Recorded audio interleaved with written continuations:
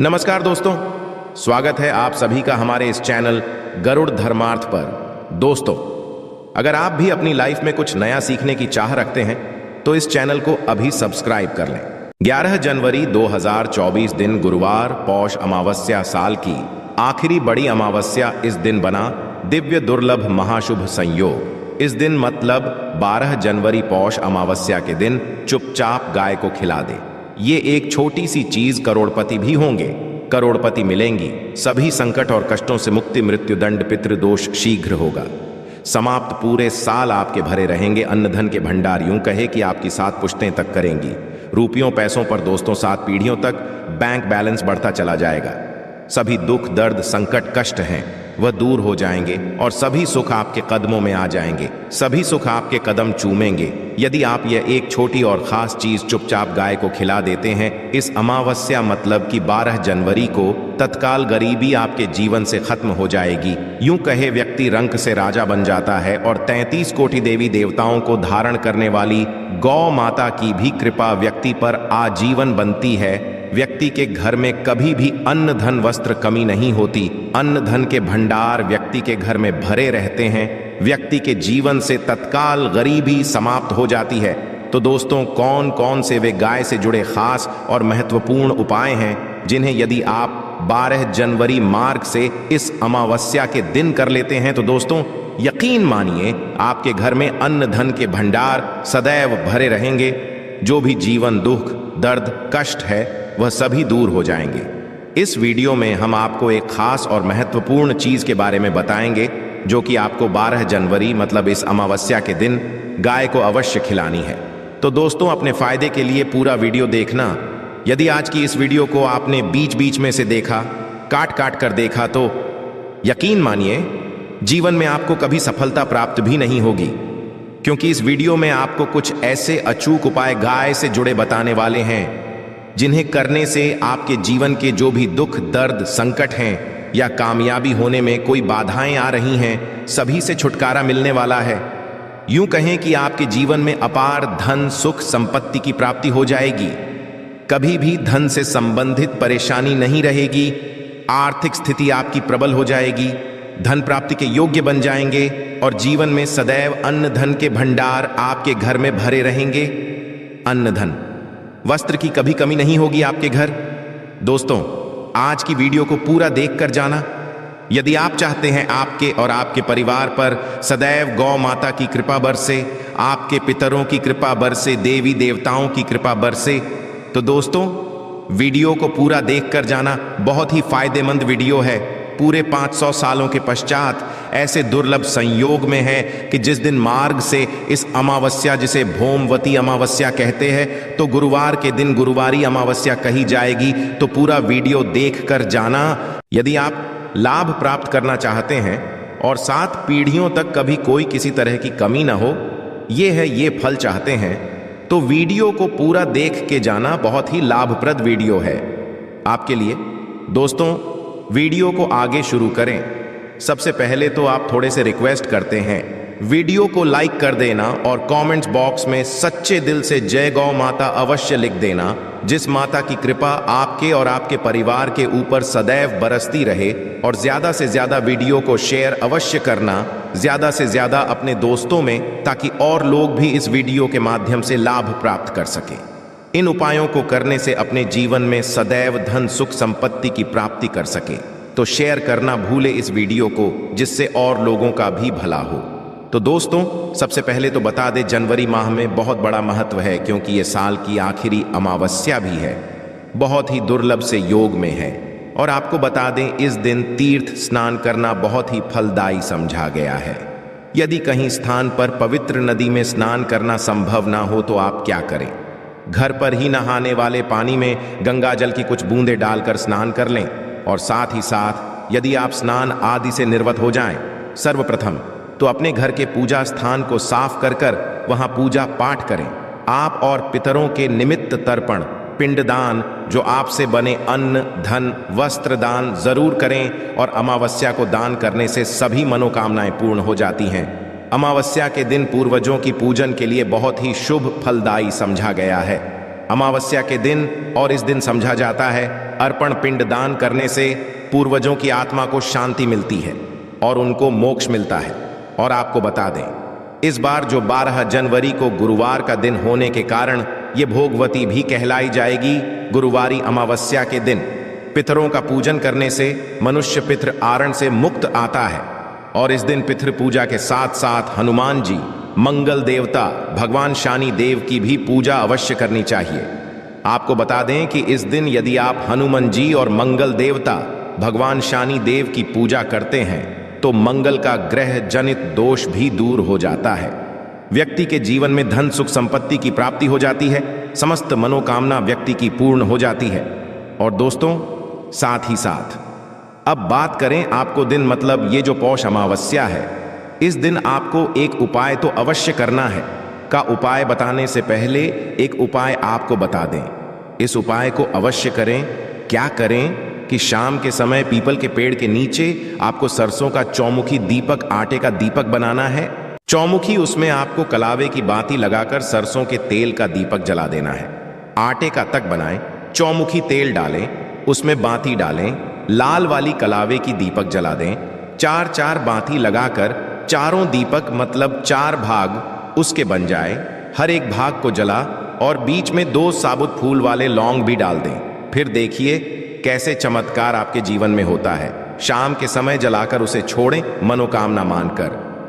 दोस्तों, 21 दिनों के अंदर आपकी वह मनोकामना पूर्ण ना हो जाए तो हमें बता देना। बहुत ही प्रभावशाली उपाय बताया मैंने आपको, बहुत ही दुर्लभ से युग में है। इस बार वशिया जो है तो उपाय को अवश्य करें। गुरुवारी उपाय बताया है, बहुत ही आपको लाभ देगा ये उपाय। और अब बात से जुड़े कौन कौन से उपाय आपको इस दिन मतलब 12 जनवरी पौष अमावस्या के दिन गुरुवार के दिन करने हैं। गाय से जुड़े जिन्हें करने से व्यक्ति को 7 पीढ़ियों तक बैंक बैलेंस की कमी नहीं होती। दुख दर्द संकट कष्ट दूर हो जाते हैं और सभी सुख व्यक्ति के कदमों में आ जाते हैं। कदम चूमते हैं सभी सुख और घर में अन्न धन के भंडार सदैव भरे रहते हैं, कोई कमी नहीं होती। किसी तरह कौन कौन से उपाय ध्यान से सुनना, जिस तरह बताएं उसी तरह इन उपायों को आपको करना है। तो चलिए शुरू करते हैं। कौन कौन से गाय से जुड़े उपाय हैं? प्रभावशाली चमत्कारिक उपाय है जो कि आपकी किस्मत को चमका देंगे, आपको लाभ शुरू करते हैं। दोस्तों, सनातन परंपरा में गाय गंगा और गायत्री का बहुत ज्यादा धार्मिक महत्व है। मान्यता है कि गौ माता के शरीर पर 33 कोटि देवी देवताओं का वास होता है। गौ माता की एवं पूजा करने वाले जातक पर इन सभी देवी देवताओं की कृपा बरसती है। गौ सेवा न सिर्फ इस जन्म के बल्कि पूर्व के भी दोष दूर हो जाते हैं।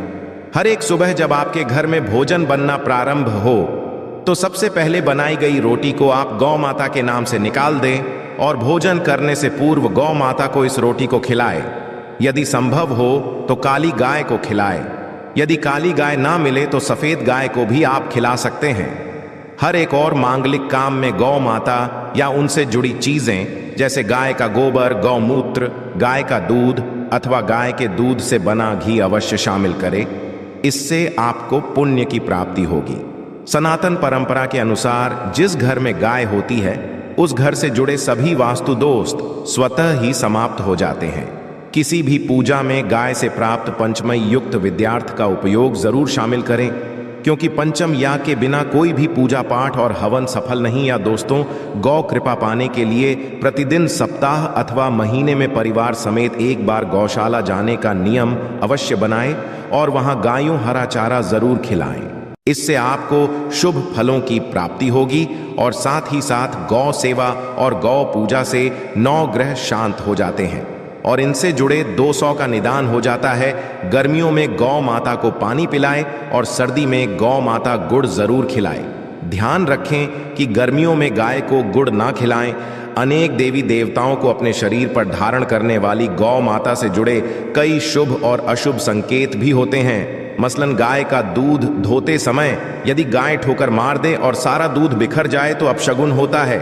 यदि कोई यात्रा पर निकल रहा हो और गाय अपने बछड़े को दूध पिलाती सामने आ जाए तो निश्चित रूप से जिस यात्रा के लिए आप निकले हैं वह यात्रा आप अवश्य ही सफल होगी और वह जिसके लिए आप निकले हैं वह अवश्य ही पूर्ण होगा।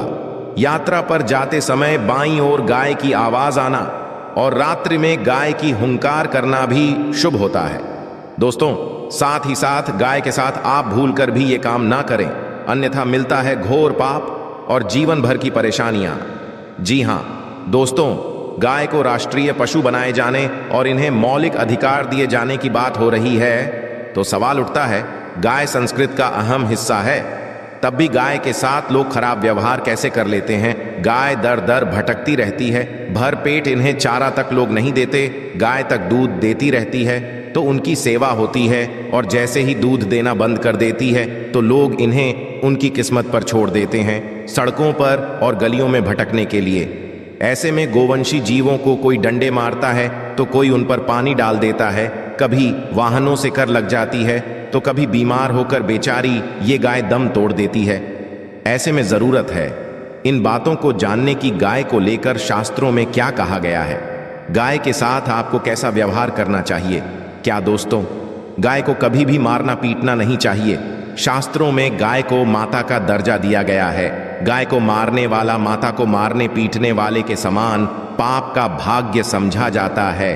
ऐसे घरों ठाठ लोक में वर्षों तक कष्ट भोगना पड़ता है, अगले जन्म पशु योनि में मिलता है। कथा है कि गौतम मुनि ने गलती से गाय को डंडा मार दिया था, जिससे गाय की हो गई थी, और इस पाप से मुक्ति के लिए इन्हें वर्षों तक तपस्या करनी पड़ी। भगवान श्री कृष्णा जी ने बैल स्वरूप में आए वृद्धाश्रम का वध कर दिया था, जिससे मुक्ति के लिए भगवान श्री कृष्णा को संपूर्ण तीर्थों को एक कुंड में बुलाना पड़ा, और इस कुंड में स्नान से वह पाप मुक्त हो गए थे।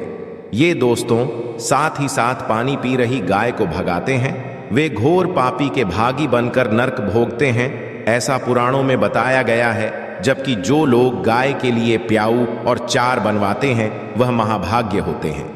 ऐसे लोग घोर पाप से मुक्त होकर स्वर्ग पा जाते हैं और बड़े ही धनवान कुल में जन्म लेकर सुख भोगते हैं। और साथ ही साथ आराम कर रही गाय को कष्ट देकर कभी भी उठाना नहीं चाहिए।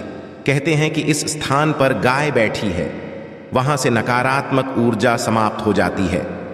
गाय के बैठने की जगह को जो लोग नियमित साफ रखते हैं वह जन्म में किए गए जाने अनजाने में पापों से मुक्ति हो जाती है और गोलोक में पाते हैं।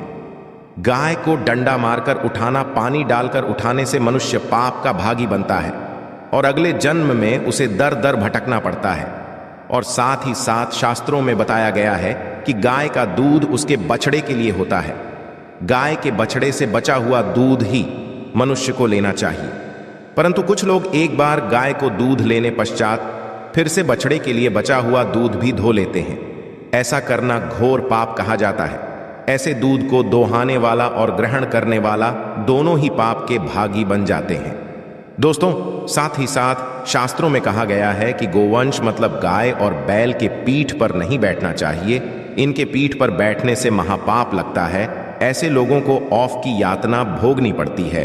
एकमात्र देव के अंश के उत्पन्न नंदी ही गोवंशी है, जिस पर स्वयं महादेव और महादेवी सवारी करती है, क्योंकि नंदी ने स्वयं अपनी इच्छा से महादेव की सवारी बनना स्वीकार किया था। और साथ ही साथ शास्त्रों में गाय के दान को बहुत ही महत्व दिया गया है, परंतु इसी गाय का दान कभी नहीं करना चाहिए जो बूढ़ी और बीमार हो। कठोपनिषद में नचिकेता की कथा भी इस संदर्भ में है कि जिस नचिकेता ने पिता द्वारा बूढ़ी गाय को दान करने पर आपत्ति जताई थी, दूध देने वाली और बछड़े सहित जो लोग गाय का दान करते हैं वह महान पुण्य को प्राप्त करके स्वर्ग में स्थान पाते हैं। दोस्तों साथ ही साथ सूर्य, चंद्र, मंगल या शुक्र की युवती राहु से हो तो पितृदोष होता है।